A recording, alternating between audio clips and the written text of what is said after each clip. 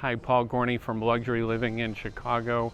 Just talking about buying a home in Chicago, the Chicago area, a guide to success here to do that. So I've been one of the top realtors here for the last 30 years, represent anything from first-time buyers to a lot of our professional athletes and business leaders. So the first thing you want to consider, just reach out if you have a question, no matter how preliminary or basic at all, here to help always. Text, call, email, anytime. The first thing you want to consider when you're moving here to Chicago is what's going to be most valuable to you. The house, the type of house that you want to be in, or the location you want to be in.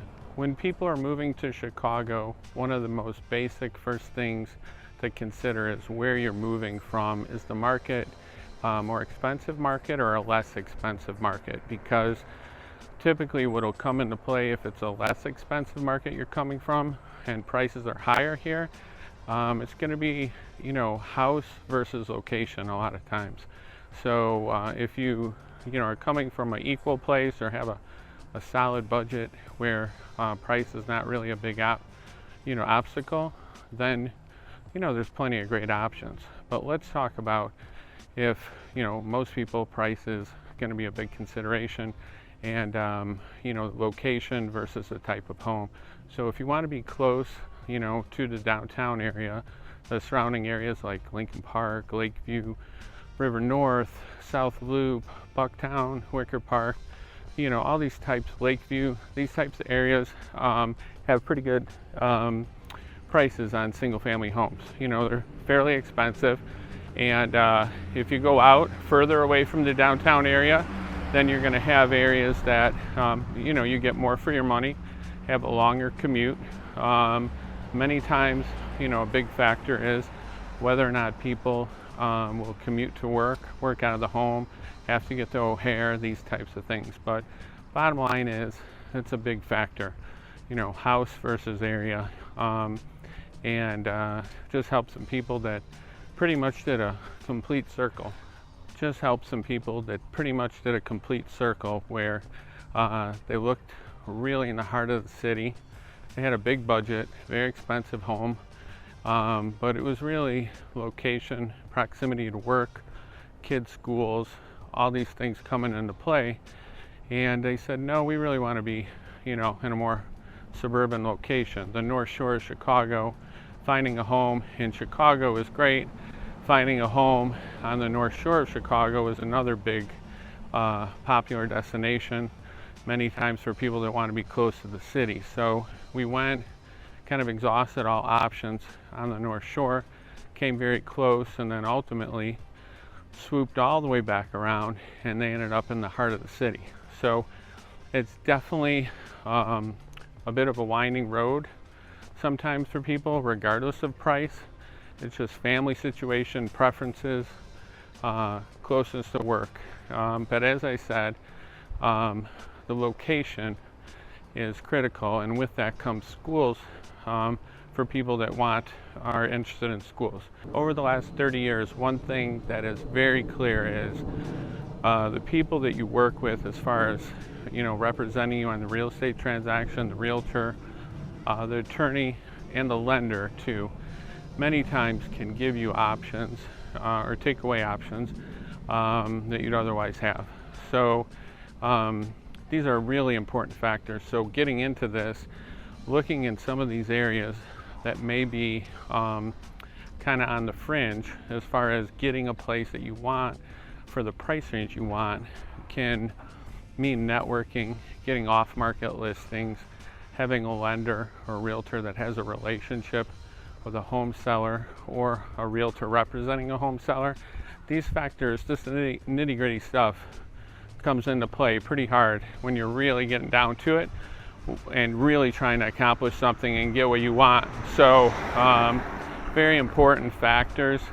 The theory of buying a home and general decisions on buying a home are one thing, but then when you get down to, okay, I've looked at homes, this is what I want, can't find what I want something just a little bit different. Chicago has a ton of neighborhoods and a ton of sub neighborhoods within those neighborhoods, And the school boundaries, the restaurants, the commute, the prices are just huge factors. The other thing that comes into play is whether or not you want to renovate a home, which areas like Oak Park, for example, have a ton of properties to renovate.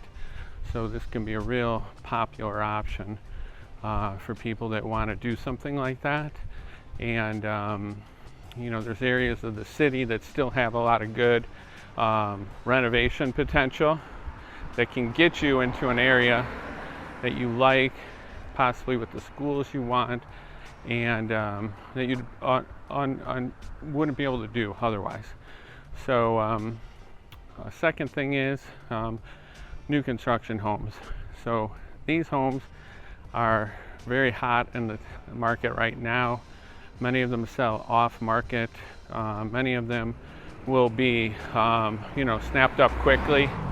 Prices are surging on these, so you do have to be careful on some of these purchases that you don't pay top of the market pricing and then get caught holding losing money later. Definitely have seen that, not with my clients but with others for sure. And that's we're in a kind of a risky part of the market for that right now, so you want to be aware of where we are in that timetable. Sometimes to get into an area that people would like to be into, they're gonna maybe not renovate the house, but have to take a house potentially with just some basic maintenance things that need to be done. Old water heater, older roof, maybe you need some tuck pointing or some new siding, things like this. So really drilling down and understanding this and understanding the costs involved and the timetable of when you have to spend the money is critical sometimes to getting into an area that will just be a better fit for someone, that they'll be more happy. So it really takes kind of a keen eye, really knowing the market, what to look out for, how to quantify it, and then kind of speculate with resale value, what ballpark you may be in compared to going somewhere else. It may be a heck of a lot less hassle, or you just move in, it might be a shinier house, meaning everything looks great, but you're really not going to have the quality of life you're looking for compared to what your priorities are. So again, drilling down, really understanding someone's priorities, understanding your own wants and needs, and getting down to it in the market of what's best. Some of the biggest problems I see are people getting excited about something that I can just tell it looks great right now, but it's not a good long-term idea. So just had someone that was very enamored with a property that was, in my opinion, and I told them this, way too small. They're going to be on top of each other too much. It's just going to be a hassle, especially in the winter time with kids, and will not be super comfortable. So ultimately they agreed, and we figured out how to do some very simple renovations in a house that it's just more sizable, more comfortable, and originally it wouldn't have looked that way, but they ultimately figured it out with my help, and I think they're going to be a lot more happy with that. So you got to watch out for that, so you don't get enamored with something, especially when you're new to the area. Boundaries of the different neighborhoods really change quite a bit when you get away from the lakefront of Chicago. So the lakefront has the most expensive homes, typically the areas that people value for proximity to downtown, proximity to beaches, parks, things like that. So when you push out away from the lake, there can be some big advantages, but there also can be some concerns with resale if the market pulls back. So you really need to understand, if you do get that fixer-upper, are you going to get your money back? Is it at a place where it's going to appreciate, you're going to get a great return, or you're going to be putting money down a rabbit hole that you won't ever get it back? So that's what happens when you get away from the lake. Everything else considered, that's That's an important thing. In the city, and all the neighborhoods of the city, schools are a big factor. And many times kids will go to different schools, so when you're buying a house in Chicago, when you're moving to Chicago, it's really important to understand how this affects your property value and the way you're going to live. If your kids are going to different schools or the same school, you have to test into some schools. Some schools are large and maybe not a good fit. Your kid wants to go to a different school. I mean, there's a lot to consider with the schools in Chicago. Most of the suburbs have solid schools and are easier to navigate. Typically everyone goes to the same school unless it's a private school. And very consistent as far as house values go typically. There's a few exceptions, but typically the schools are strong in the burbs and just less complicated. So it's a big factor when you're buying a home in Chicago. Definitely want to consider real estate taxes when you buy a home in Chicago or a Chicago suburb. The taxes in Chicago are pretty brutal right now, going up quite a bit.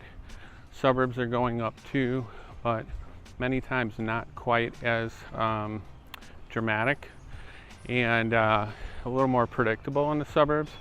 The city's pretty rough though. If you want restaurants, theaters, close to downtown, things to do, the city is typically the strongest option. So it's a big factor, big draw for people. You have to commute in from the suburbs, even though some of the suburbs have pretty good downtowns. It doesn't really compare to the vibe, kind of the cool factor of the city and all the different neighborhoods that are a little bit different. There are some neighborhoods in Chicago that are known for certain types of homes, historic homes, kind of classic Chicago homes like Chicago bungalows, that really dictate the value of the properties and kind of give it its feel, its personality. So just had someone tell me, hey, we want a Chicago bungalow. That's what we want. So they're looking at areas that are all Chicago bungalows. There's a ton of them, and some of them are done really cool. So that's their thing, and it's a pretty well defined which neighborhoods have the most Chicago bungalows. Just like there's certain neighborhoods that are very historic that have painted ladies, other types of historic homes, things like this. So another thing to consider, and sometimes with some of those unique homes, people can lose money if they get too excited on the wrong property. So definitely want to make sure that you're solid there, because uniqueness can be great sometimes, but it also can mean a real limited supply of buyers, especially if the market pulls back.